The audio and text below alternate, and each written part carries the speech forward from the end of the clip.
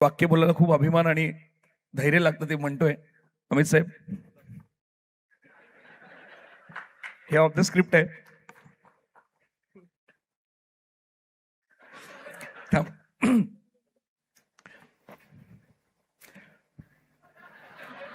आपणास विनंती आहे की आपण सभेला संबोधित करावं.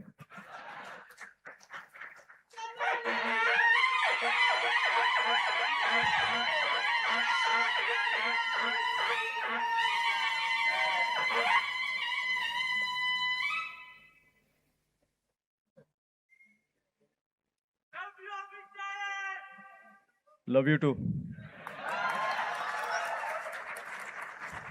हाय ग. नमस्कार.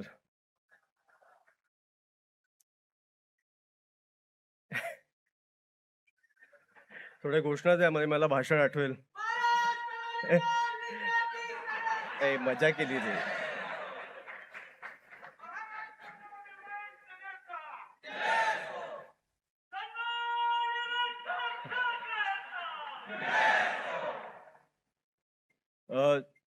सर्वप्रथम मला वाटतं की आपलं चालू व्हायच्या आधी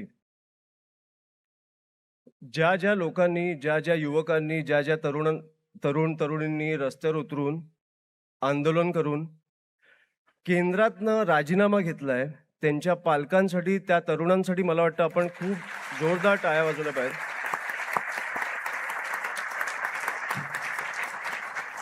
मी जेन्युइनली सांगतो, मी तुम्हाला जेन्युइनली सांगतो, मी राजसाहेबांचा मुलगा नसतो तर मी राजकारणात आलो नसतो. आणि हे मी खूप जाणून बुजून बोलतो. मी दरवेळेला बोलतो कारण मला राजसाहेब माझे वडील आहेत म्हणून नाही, ते राजकारणात आहेत म्हणून नाही, कारण माणूस प्रामाणिक आहे.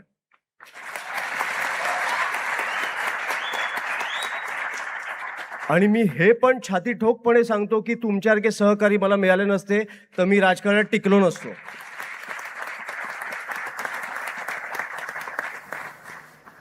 जेन्युइनली मला तुम्हाला सांगायचं आहे की जे काय आता फॉर एक्झाम्पल आपले अनेक आंदोलनं झाले गेल्या अनेक वर्षात. मला राजसाहेबांनी जेव्हा विद्यार्थी नेत्याचं पद दिलं, महाराष्ट्राचा दौरा निघाला, तुमच्यासारख्या अनेक तरुण तरुणींना भेटलो. आपण पहिलं युनिट स्थापनेचा कार्यक्रम दिला, तो तुम्ही इतक्या उत्तम प्रकारे राबवलाय.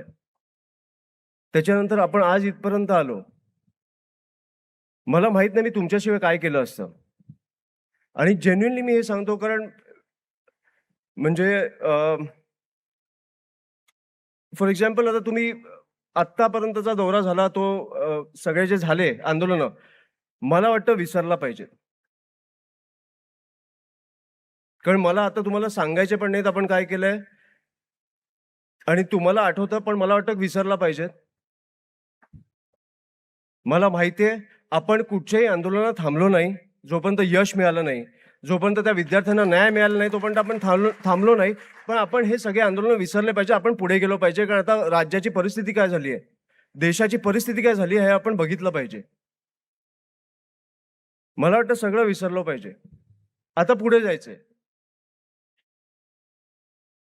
मी जेन्युइनली सांगतो. आता फॉर एक्झाम्पल आता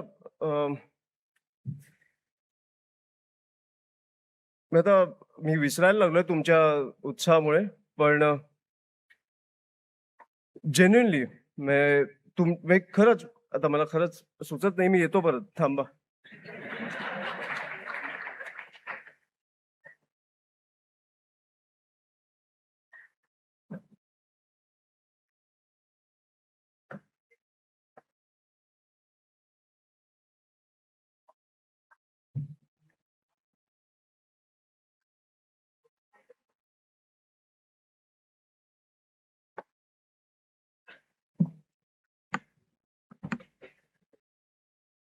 स्थिर स्थावर आहे मी. असं बाबा वगळता मला इतकं पटकन इतका मोठा माणूस जवळ येईल अशी सवय नाही आहे. सगळ्यांना ऐकायचं ना अजून साहेबांकडून.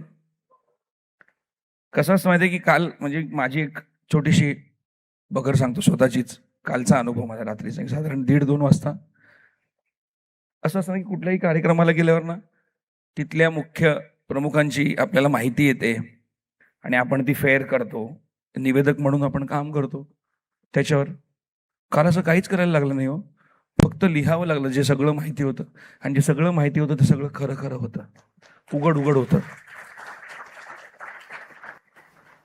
22 वर्षात निवेदन लिहिताना फक्त ह्या 2 माणसांबद्दल लिहिताना लेखणी थांबतच नव्हती. शेवटी ते ChatGPTला वापरावं लागलं आणि सांगितलं की हे 3 पानांचं थोडंसं छोटं करून दे. ते म्हणाले की नाही, ते छोटं करण्यासाठी प्रो घ्यावं लागेल. मी म्हटलं मग मोठंच राहू दे. मग इकडे येऊन आम्ही फेअर केलं. तसंच मोठ्या साहेबांबद्दल पण जेव्हा आपण लिहितो तेव्हा विशेषण तुमच्या समोर येऊन उभी राहतात की आता वरच्या वाक्यात झालेलं आहे तर दुसऱ्या वाक्यात दुसरं आलं पाहिजे.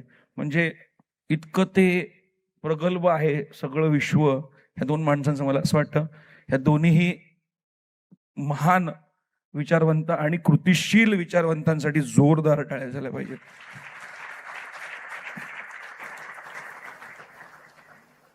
आणि कसं आहे की विद्यार्थी सेनेचा हा खूप मोठं व्यासपीठ आहे. मी फक्त एकच वाक्य म्हणतो की निवेदन क्षेत्रात येण्याच्या अगोदर मला घरात ही लढाई करायला लागली होती. म्हणजे बाळाकाका कदाचित 10 वर्षात हे दुसऱ्यांदा ऐकत असेल माझ्याकडून. नेरूळमध्ये ऐकलं, आता परत थोडंसं दुर्लक्ष केलं असतं की मी पूर्ण मेकॅनिकल इंजिनिअरिंगचं शिक्षणक्रम पूर्ण करून हे सिद्ध करून दिलं घरातल्यांना की मी कुठेतरी कसे तरी पैसे कमवू शकतो. आणि आज 22 वर्ष झाली मी निवेदन क्षेत्रात आहे. तर जे विद्यार्थी आहेत तिथे बसलेले, please pursue the entire set of education. शिक्षण हा तुमचा मूलभूत पाया असलाच पाहिजे. आणि जर अमित साहेब आणि राजसाहेबांसारखे आपल्याकडे खंदे मार्गदर्शक आहेत तर शिक्षण थांबवण्यासाठी कोणीही तुम्हाला प्रवृत्त करू शकत नाही. ही तुम्हाला खूप मोठी विनंती आहे एका इंजिनियरकडून. ते असं नाही झालं आमच्या घरात मेरा बेटा इंजिनियर बनेगा, याच कॅटेगरीत इंजिनियर झालो, पण I have served a lot of MNCs, so I know what it takes to be a corporate guy. किती जण इथे इंजिनिअरिंग वगैरे, किती जण सध्याचा हॉट टॉपिक डॉक्टर्स? मी येतो साहेब आले.